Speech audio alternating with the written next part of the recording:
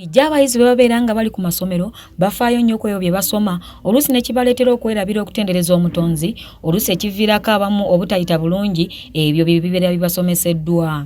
Kyokka abayizi ba Gombe High School bino bawulira biwulire olw'emikisa egy'enjawulo egibaweebwa essomero lyabwe ng'olwaleero bakuŋŋaanidde ku Redeemed Church e Makerere mwe beetabidde mu kusaba kw'abavubuka mu kkanisa eno.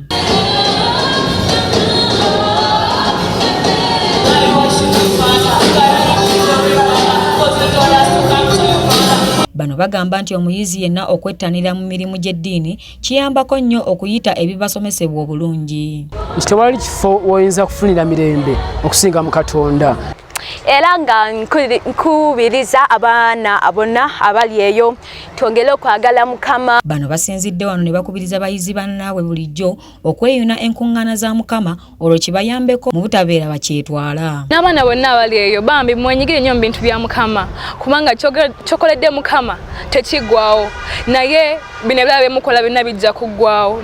And to all the children out there, please let's keep being disciplined. Let's respect our parents while at school. Let's respect our teachers. Let's continue being good children. Let's pray to God. Andrew Nalumenya ng'ono y'omu ku bakulembeddemu enteekateeka eno alina byayogeddeko ku lukuŋŋaana luno. Eddiini oba ekigambo kya Mukama tukinywerereko kubanga kyo tekikyuka leero enkya.